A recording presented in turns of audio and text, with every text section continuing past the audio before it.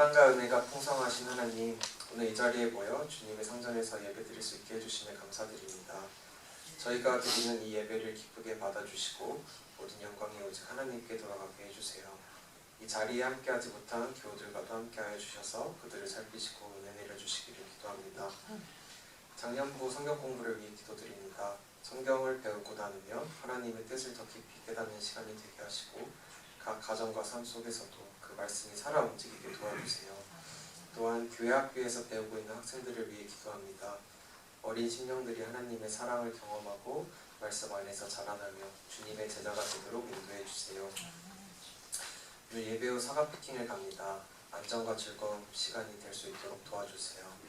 주님께서 함께 하셔서 서로 교제하며 자연 속에서 주님의 손길을 느끼는 시간이 되게 하시고 모든 과정이 은혜롭게 진행되게 도와주세요.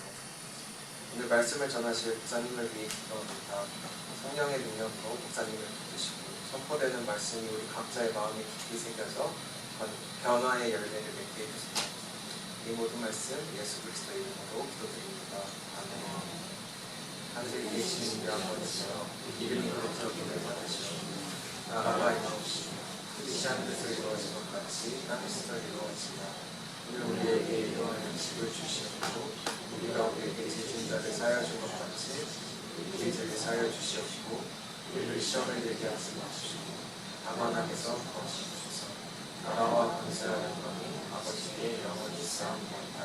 아멘. 오늘 하나님께서 주신 말씀은 욥기 23장 1절에서 9절까지 그리고 16절에서 17절까지입니다.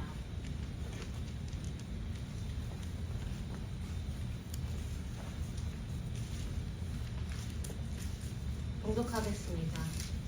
욥이 대답하였다. 오늘도 이렇게 처절하게 탄식할 수밖에 없다니 내가 받는 이 고통에는 아랑곳 없이 그분이 무거운 손으로 여전히 나를 억누르시는구나. 아, 그분이 계신 곳을 알 수만 있다면, 그분의 보좌까지 내가 이를 수만 있다면, 그분 앞에서 내 사정을 아뢰련만, 내가 정당함을 입이 닳도록 변론하련만. 그러면 그분은 무슨 말로 내게 대답하실까? 내게 어떻게 대답하실까? 하나님이 힘으로 나를 억누르실까? 그렇지 않을 것이다. 내가 말씀을 드릴 때에 귀를 기울여 들어주실 것이다. 내게 아무런 잘못이 없으니 하나님께 떳떳하게 말씀드릴 수 있을 것이다. 내 말을 다 들으시고 나서는 단호하게 무죄를 선언하실 것이다.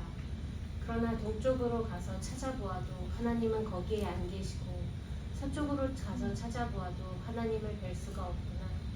북쪽에서 일을 하고 계실 터인데도 그분을 뵐 수가 없고 남쪽에서 일을 하고 계실 터에도 그분을 뵐 수가 없구나. 하나님이 내 용기를 꺾으셨기 때문이고 전능하신 분께서 나를 떨게 하셨기 때문이지 내가 무서웠던 것은 어둠 때문도 아니고 흑암이 나를 덮은 것도 아니다. 이는 하나님의 말씀입니다. 하나님 감사합니다. 우리 주 예수 그리스도의 은혜와 평화가 우리 모두와 함께 하시기를 기원합니다. 요즘 넷플릭스에서 화제가 되고 있는 그 동영상은 아니고 시리즈물이죠. 시리즈물이 하나가 있는데 그게 뭐냐면은 흑백 요리사라고 하는 프로그램입니다. 많은 분들이 주변에서도 얘기하셔서 저도 보게 되었는데 뭐 다 보지는 못했지만 중간중간 그래도 집중을 하면서 보는 시간들이 있었습니다. 동서양 음식의 다양함이 그렇게 많은지 저는 몰랐고요. 한국에 그렇게 요리 잘하시는 분들이 많은지도 몰랐습니다. 근데 그 모든 요리들, 그 요리가 만들어지는 과정들을 지켜보고 또 그 요리를 만드는 사람들의 스토리를 우리가 지켜보면서 많은 감동들을 받고 있는데 흑백 요리사에서 심사를 맡은 두 분 중에서 한 분이 미슐랭 3스타 셰프라고 하죠.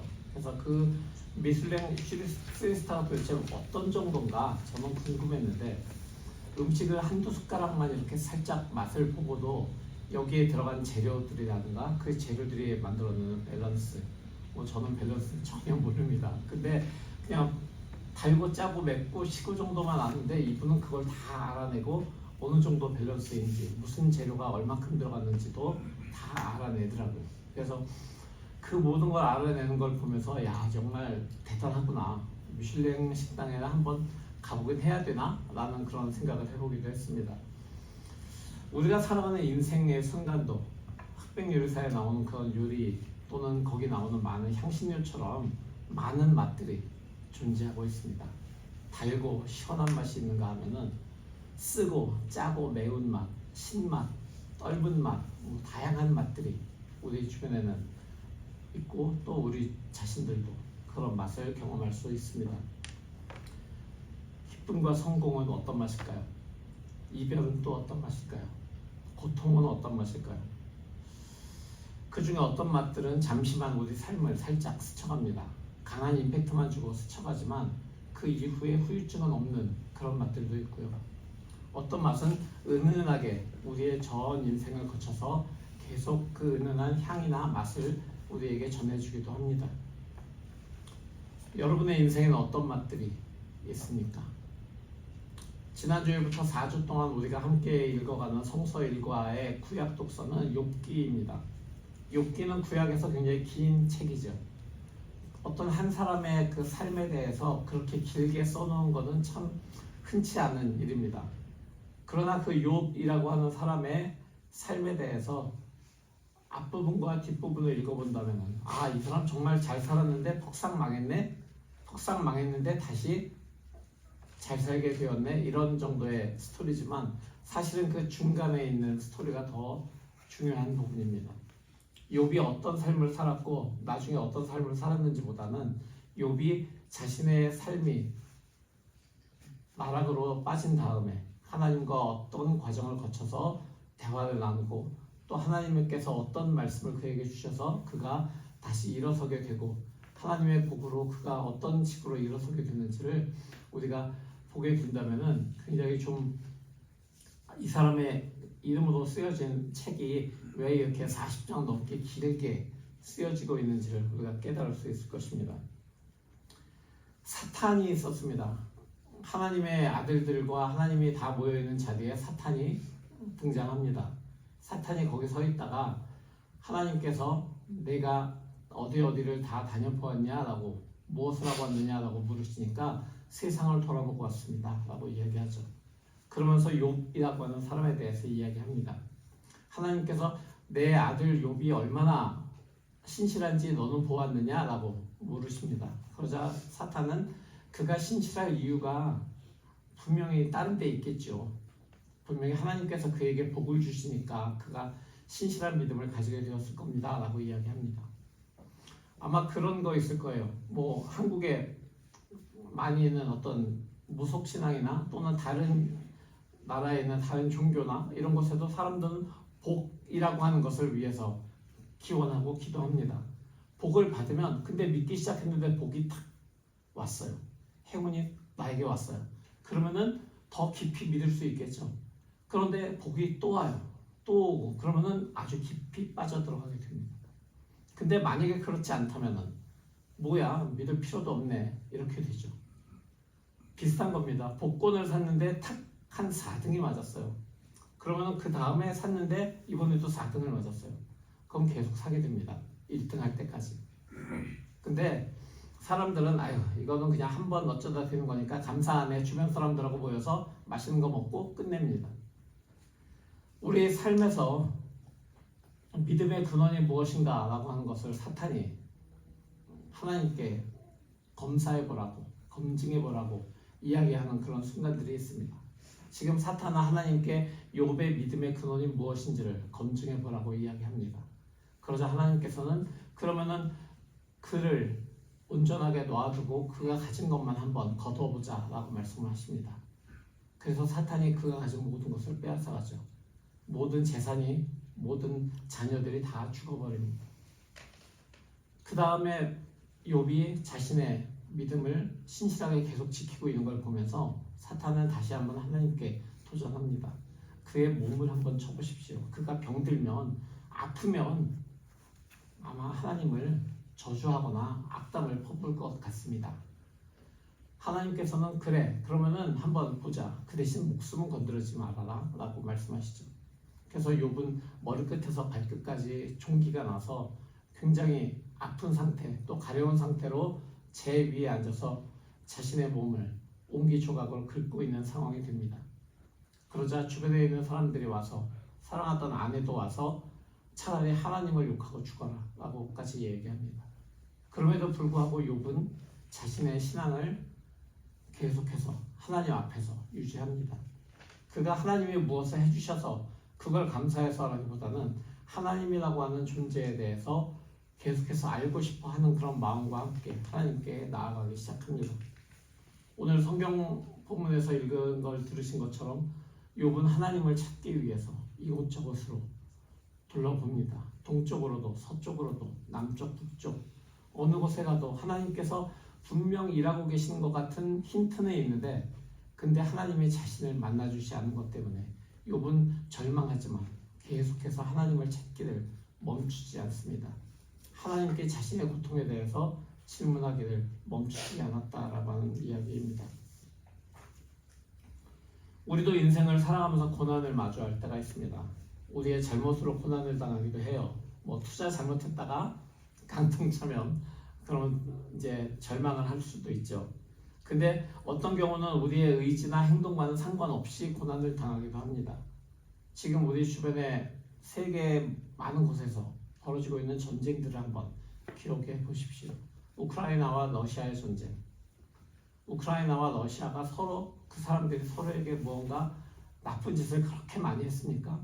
그거 아니잖아요. 그냥 정치적인 그런 갈등이 전쟁으로 번진 겁니다. 지금 이스라엘과 팔레스타인, 아랍에 있는 나라들과의 전쟁 또한 그렇습니다. 그 사람들이 뭐 잘못할 죄를 많이 지어서 그렇게 전쟁으로 고난을 받고 목숨을 잃는 것이 아니죠. 지금 노스 사우스캐롤라이나나 플로리다에서 허리케인으로 많은 고통을 입고 있는 사람들, 목숨 잃는 사람들 역시 그들이 뭘 잘못해서 하나님 잘못 믿어서 그렇게 된 것이 아니라는 얘기입니다. 자신들의 의지나 행동과 전혀 상관없는 고난을 겪고 있는 것입니다. 어떤 이유도 없는 그런 고난을 지금 사람들은 겪고 있습니다.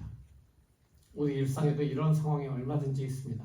갑작스럽게 사랑하는 사람이 사고로 세상을 떠나거나 또는 갑자기 이별하게 되는 그런 경우들도 많이 있습니다. 이런 상황을 마주하게 될 때 우리는 왜 이 고통이 나에게 일어나게 되는가라는 질문을 하게 됩니다. 이 질문을 받고 사실 그 질문을 받고 답을 하는 존재가 있는지 없는지는 상관이 없이 왜 나한테 도대체 이런 일이 일어나는가라고 질문을 시작합니다.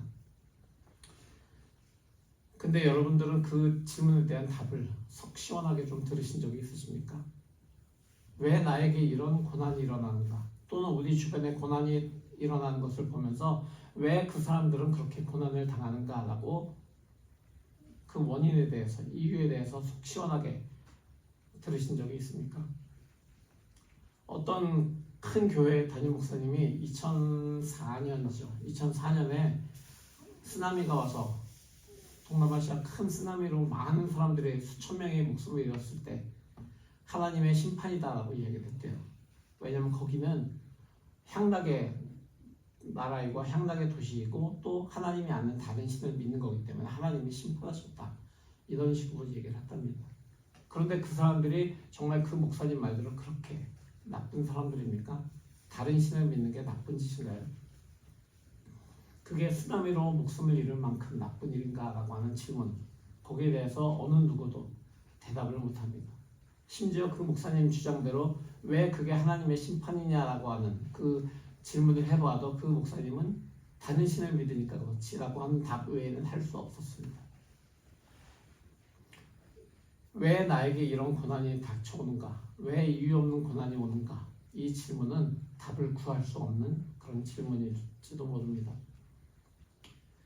어느 누구도 이렇게 답이 없는 질문을 할 수는 있지만 그렇지만 그 답을 할 수 있는 사람들은 아마 이 세상에 없을 것 같습니다. 신의 완전한 뜻이 있다면 의롭고 무고한 사람들을 향한 폭력과 그 고통이 어떻게 설명될 수 있을지 우리는 잘 알지 못합니다. 이 세상에 존재하는 악의 문제에 대해서 수천 년 동안 많은 철학자나 신학자들은 연구를 거듭해왔고 그 답을 찾으려고 노력을 해왔습니다. 그렇지만 그 누구도 그것을 속 시원하게 납득시키지는 못했습니다. 오늘 욥기 본문에서 욥은 자신에게 닥치는 고통이 하나님으로부터 온 것이다라고 생각하고 있습니다. 그거는 하나님을 믿는 사람이었기 때문에 아마 하나님으로부터 온 것이다라고 생각했을지 모릅니다. 그래서 하나님이 어디 계신지 찾으려고 애쓰면서 나는 죄가 없는데 왜 이런 고통을 당해야 합니까? 라고 하나님께 질문하고 싶었던 것입니다. 그래서 열심히 하나님을 찾고 있지만 욥의 눈앞에 하나님은 나타나시지 않습니다. 잠시만이라도 만날 수 있어야지 가서 이렇게 소리치면서 왜 내가 이런 고통을 당해야 됩니까? 라고 이야기해 볼 텐데 하나님은 좀처럼 욥의 앞에 나타나지 않으십니다. 그러나 우리가 욥의 이 외침을 읽으면서 발견하게 되는 것은 욥이 하나님께 자신의 외침을 계속해서 외치고 있다라고 하는 바로 그 사실입니다. 심한 고난은 많은 사람들의 신앙을 잃게 합니다. 하지만 욥은 계속해서 하나님을 찾고 하나님을 향해서 질문을 멈추지 않습니다. 그는 자신의 고통에 찬 부르짖음을 하나님이 언젠가 들으실 거야, 언젠가 내 앞에 나타나실 거야 라고 하는 마음으로 계속 질문을 던지고 있습니다. 그러나 하나님은 어디에서도 찾을 수 없었습니다.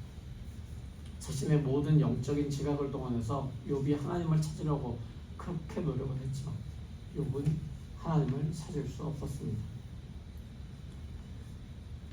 욥의 선악에 대한 그런 개념은, 하나님에 대한 그런 개념은 인간이 선하면 복을 받고 악하면 벌을 받는다 라고 생각을 하는 그런 세계관을 가지고 있었습니다. 그렇기 때문에 더욱 나는 아무런 죄가 없었고 무언가 죄가 있을 것 같으면 바로 하나님께 제사를 드려서 그 모든 죄를 씻어내기를 멈추지 않았는데 도대체 자신의 고통과 자신의 행동 간의 인과관계를 찾을 수가 없었습니다. 세상에 존재하는 악의 문제에 대해서 철학자나 신학자들이 설명하는 방법을 신정론이라고 이야기합니다. 신정론은 죄 없는 사람들이 고통을 당하는 것이, 그리고 또 왜 이 세상에 악이 실존하고 있는지 그것에 대해서 연구하는 학문인데요. 하나님은 공의로우시고 전능하신 분이고 사랑이 많으신 분이다 라고 하는데 왜 이 세상에 악은 존재할까요? 라고 계속해서 그 이유를 탐구하는 것이 신정론입니다. 신정론에서는 다양한 이론으로 세상에 존재하는 그 악의 존재 이유에 대해서 또 그 속에서 일하시는 하나님에 대해서 설명하려고 노력을 합니다. 그런데 모든 신정론의 이론들이 한계를 가지고 있습니다. 신정론은 악의 문제에 대한 사람들의 일반적인 이해를 도와줄 수는 있을지 모릅니다. 고난을 당하지 않는 사람들에게는 하나님이 악과 이 세상을 어떻게 섭리하고 계시는구나 라고 하는 것을 이해시킬 수는 있습니다. 하지만 고난이 어떤 사람에게 직접 찾아왔을 때 그 고난을 당한 사람에게 신정론은 아무런 효과를 주지 못합니다. 왜냐하면 당장 눈앞에 펼쳐진 고난을 상대해야 되기 때문에 신정론의 그 철학적인 단어들은 귀에 들어오지 않기 때문이죠. 그리스도인들이 고난을 마주하게 될 때 그리스도인들은 주로 두 가지 반응을 하게 됩니다. 하나는 하나님의 존재에 대해서, 하나님의 능력에 대해서 의심을 하게 됩니다. 그러나 그들이 하나님 앞에 솔직하게 자신을 드러내고 또 도전하고 울부짖을 때 그들 앞에 나타난 하나님 자체가 그들에게는 치료약이 될 수도 있습니다. 라비 자카리아스라고 하는 기독교 변증학자가 있습니다. 이분이 이런 말을 했어요. 하나님에 대한 경외감을 잃지 않으면서 자신의 유한성을 기억하라. 하나님에 대한 경외감을 잃지 않으면서 자신의 유한성을 기억하라. 욥기의 후반부를 읽어보면은 욥에게 나타나신 하나님이 욥에게 그의 한계를 인정할 수밖에 없는, 인간으로서의 한계를 인정할 수밖에 없는 질문을 계속해서 던지십니다.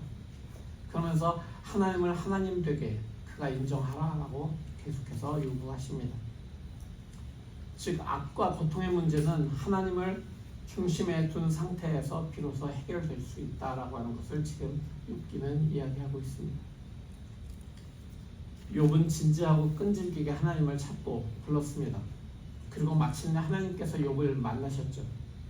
하나님께서는 욥에게 악의 실제와 그 속성이 무엇인지, 이들이 하나님과 어떻게 연관되고 있는지를 신정론에서 이야기하는 것처럼 말씀하시지 않았습니다. 욥기를 읽어보면 하나님께서는 욥에게 그가 전혀 대답할 수 없는 초자연적인 질문들을 하십니다. 양이 언제 어떻게 새끼를 베고 언제 어떻게 낳을지 네가 예상할 수 있느냐? 뭐 요즘 과학으로는 조금 될 것 같아요.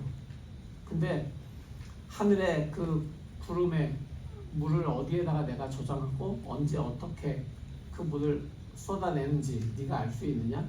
뭐 인공강우가 되니까 조금 이해도 될 것 같아요. 근데 점점 하나님께서 그 질문의 수위들을 높여가십니다. 질문을 계속해서 욥에게 던지십니다. 욥은 마침내 현재 21세기의 과학에서도 그 대답을 할 수 없는 그 질문들에 대해서 항복하고 맙니다. 그래서 하나님이 하나님이십니다 라고 이야기하죠. 하나님께서는 욥에게 오셔서 네가 당한 고난에 대해서 내가 이유를 설명해 주마라고 하지 않으셨습니다. 하나님께서는 그저 하나님이 하나님이심을 욥에게 보여주셨습니다. 욥도 사실 자신의 고난의 이유를 알고 싶었지만 하나님께 그 이유를 따져 묻기보다는 하나님께서 하신 그 질문들에 대해서 자기가 대답을 생각해 보다가 라고 하면서 하나님 앞에 무릎을 꿇습니다. 그리고 하나님께서 나타나셨고 자기와 대화하신 것 자체로 그에게는 치유와 회복이 일어나고 하나님에 대한 새로운 깨달음이 생겨나기 시작합니다. 우리는 이유 없는 고난을 당하게 될 때가 있습니다. 그때 하나님을 모르는 사람들은 자신이 당하는 고난의 가해자를 찾아내려고 노력합니다. 그리고 가해자가 만약에 있을 경우에는 그를 저주하죠.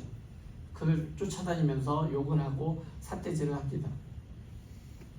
그를 증오하면서 술이나 담배나 주변 사람들의 위로나 상담이나 뭐 이런 것들을 통해서 또는 어떤 사술과 같은 것들을 통해서 자신의 마음을 위로하고자 노력을 합니다.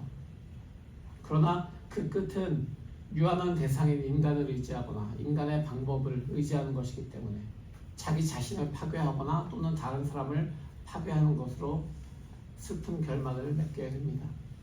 그 고통이 잊혀지지도 않고 말이죠. 반면에 그리스도인들은 물리적인 고통뿐만이 아니라 왜 능력의 하나님이 나에게 이런 고통을 일어나게 하셨는가라고 하는 그 하나님에 대한 배반감 이런 걸로 인해서 이중적인 고통을 당해야 됩니다. 하나님이 나를 버리신 건 아닌가 라는 그런 생각을 하는 것 말이죠. 그 결과로 신앙을 버리든지 아니면은 조금 더 왜 라는 질문을 계속해 나가다가 진정한 하나님에 대한 이해를 하게 됩니다. 이런 경우에 욥과 같이 하나님과의 솔직한 대화를 해나가는 것 이것이 어떻게 보면 고통을 헤쳐나가는 그런 유일한 방법이 될 것 같습니다. 그것이 고통으로 인한 울부짖음이나 가해자에 대한 저주의 말이나 하나님을 부정하는 말 또는 하나님에 대한 심한 모욕적인 그런 말을 하더라도 말이죠. 의심을 가지고 하나님을 완전히 떠나는 것보다 그리고 하나님을 모르는 사람들이 하는 방법을 찾는 것보다 하나님을 만나고 하나님을 찾으려 하고 하나님께 마음을 털어놓고 솔직한 자신의 마음과 감정을 다 내어놓을 때 그때 하나님은 회복과 치유의 길로 우리를 이끄십니다. 그러면 악의 실제로 인한 고난을 당하게 될 때 우리는 어떻게 해야 될까요? 그 사람의 솔직한 슬픔을 격려하고 그 사람의 분노를 하나님께 계속해서 가져가도록 우리는 격려해야 합니다. 유명한 기독교 작가이기도 하고 변증가이었던 C.S. 루이스라고 하는 사람이 있죠. 나니아 연대기라고 하는 소설로 시리즈로 굉장히 우리에게 유명합니다. C.S. 루이스는 59세에 그의 모든 그동안의 독신 생활들을 다 내려놓을 만큼 사랑하는 여인을 만납니다. 그리고 그 여인과 결혼 생활에 들어갑니다. 그러나 결혼한 지 4년 만에 사랑하는 아내가 암으로 죽게 됩니다. C.S. 루이스는 그리스도인으로서 작가로서 할 수 있는 그런 일을 통해서 자신의 마음을 드러내기 시작합니다. 이때 쓴 그의 책 헤아려 본 슬픔이라고 하는 책이 있습니다. 그 책에 그가 쓴 내용의 한 구절을 제가 읽어드리겠습니다. 슬픔은 게으른 것이라고 아무도 내게 말해주지 않았다. 일상이 기계적으로 굴러가는 직장에서의 일을 제외하면 나는 최소한의 애쓰는 일들도 하기 싫다. 글쓰기는 고사하고 편지 한 장 읽는 것조차 버겁다. 수염 깎는 일조차 하기 싫다. 그나마 지금 제가 읽어드린 문장은 좀 무언가 이렇게 좀 연결이 되는 그런 문장이지만 실제로 헤어려본 슬픔을 원문을 읽어보면은 도대체 이게 문장이 왜 이렇게 복잡하고 난해한지 알 수 없을 정도로 주어 동사가 어디 있는지 알 수 없을 정도로 복잡한 문장이 계속해서 이어지고 있습니다. 이 책을 통해서 루이스는 하나님께 자신의 모든 감정을 쏟아냈기 때문입니다. 고난 중에 있고 슬픔 중에 있기 때문에 어떤 말을 주님께 던져도 그것이 논리적으로 나올 수 없는 걸 우리는 압니다. 여러분도 고난 중에 논리적인 말들이 나오던가요? 그냥 감정적인 말만 나오죠. 왜 나에게? 왜 도대체? 그 말을 C.S. 루이스는 욥처럼 하나님께 가져가기를 멈추지 않았습니다. 한국에서도 몇 년 전에 나는 사별하였다라고 하는 책이 꽃자리 출판사에서 출간이 되었는데 사랑하는 배우자와 사별한 사람들이 자신의 배우자를 사별하고 자기가 겪었던 감정의 파도를 일기 형식으로 적은 걸 책으로 묶어서 낸 것입니다. 그 책을 쓴 사람들은 그 책에 엮인 글을 쓴 사람들은 전부 다 말을 합니다. 내가 이 글을 쓰지 않았으면 아마 나는 죽었을 것입니다. 아마 그 슬픔 속에서 빠져나오지 못했을 것입니다. 라고 말이죠. 이 C.S. 루이스나 또는 나는 사별하였다라고 하는 이 책에 그 글을 써내려간 사람들처럼 하나님께 자신의 분노와 슬픔을 계속해서 가져가는 일, 그걸 우리는 해야 됩니다. 답장이 오지 않는 편지를 쓰는 것 같지만 그 일을 통해서 언젠가 하나님께서 일하시는 것을 우리는 깨닫게 될 것입니다. 그 다음으로는 하나님의 구속의 역사를 그리고 그 구속의 역사 안에서 십자가를 바라보는 것입니다. 이를 통해서 하나님의 목적이 무엇인지 하나님에 대한 믿음과 신뢰를 회복해가는 것입니다. 왜냐하면 하나님의 구속의 역사는 모든 악 가운데서 최고의 선을 이루신 방법이시기 때문입니다. 그러므로 우리는 어려운 가운데서도 하나님을 신뢰해야 합니다. 전능자이신 하나님과 그분의 선하신 완전하심을 믿고 그분께 나아가기를 멈추지 않아야 되는 것입니다. 왜 고난을 받아야 될까요? 왜 이유 없는 고난이 우리에게 닥쳐올까요? 저는 지금 이 순간 여러분들에게 이 문제에 대해서 답을 드리지는 못할 것 같습니다. 하지만 제가 드릴 수 있는 유일한 이야기는 하나님을 계속 찾고 그분께 자신의 모든 마음을 쏟아놓기를 멈추지 마시라라고 하는 것입니다. 그 다음 고난을 당할 때 하나님의 구속의 역사 속에서 십자가를 계속 바라보시라라고 하는 말씀입니다. 많은 신학자들의 신정론으로 신앙의 선배들이 겪은 고통의 문제가 악의 문제에 대해서 답을 찾지는 못했습니다. 결국 하나님을 인정하고 주님께 가까이 가는 것, 이 길이 자신과 타인의 고통을 더 잘 이해하고 그 고통을 함께 나누는 지혜로운 길로 우리를 이끌 것입니다. 그 길 안에서 하나님을 더욱 알게 되는 진리와 자유함을 맛보시기를 우리의 구원자 예수 그리스도의 이름으로 기원합니다. 아멘. 오늘 이 말씀을 가지고 잠시 묵상하며 기도하겠습니다. 우리에게 주시는 귀한 하나님의 뜻이 어디에 있는지 우리는 당장 우리가 그것을 알 수는 없지만 그래도 그것을 찾기 위해서 계속해서 노력하며 나가겠습니다. 이렇게 주님께 가까이 가는 우리의 마음을 고백하며 나가겠습니다. 다 함께 기도합니다. 주님께서 말씀하셨습니다. 들어라, 내가 말하겠다. 내가 문을 터이니 내게 대답하여라 하셨습니다. 주님이 어떤 분이시라는 것을 지금까지는 제가 귀로만 들었습니다. 그러나 이제는 제가 제 눈으로 주님을 뵙습니다. 그러므로 저는 제 주장을 거두어드리고 티끌과 잿더미 위에 앉아서 회개합니다. 주님, 욥의 이 고백이 고난 중에 나오는 그 마지막의 고백이라는 것을 우리가 읽게 될 때 참 신기하고 놀라우신 주님의 그 그 일하심을 깨닫게 됩니다. 자신의 의로움을 주장했던 그리고 그 고난의 이유를 알기 원했던 그 욥에게 주님께서 하신 그 질문들은 우리가 고난 중에 있을 때 주님 우리에게 하여 주시옵소서.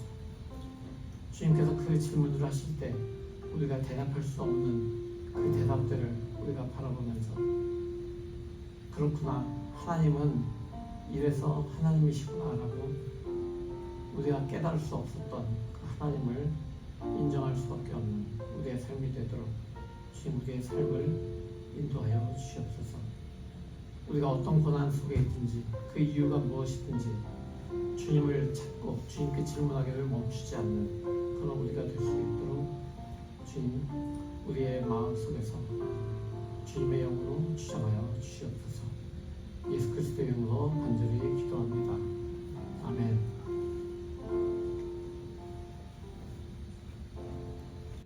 성도 여러분, 복음의 말씀 들었으니 세상으로 나아가십시오. 고난 중에도 하나님을 향한 질문을 계속하면서 하나님이 보이시는 구속과 십자가를 바라보십시오. 그것이 위로와 회복의 길입니다. 하나님께서 이 세상의 고난에 대해 대답이 없는 것 같아도 하나님께 불길을 멈추지 않겠습니다. 주여 우리를 치유와 자유의 길로 인도하시고 그 안에서 위로와 회복으로 이루소서. 아멘. 이제는 우리 주 예수 그리스도의 무한하신 은혜와 아버지 하나님의 지극하신 사랑하심과 성령의 감화하시고 인도하심이 이제 주님께 고난 중에도 질문을 멈추지 않기로 결단하고 나가는 모든 주님의 자녀들의 머리머리 위에 그들의 가정과 학업과 그들이 하는 모든 일 위에 영원토록 함께 하시기를 간절히 축원하옵나이다. 아멘.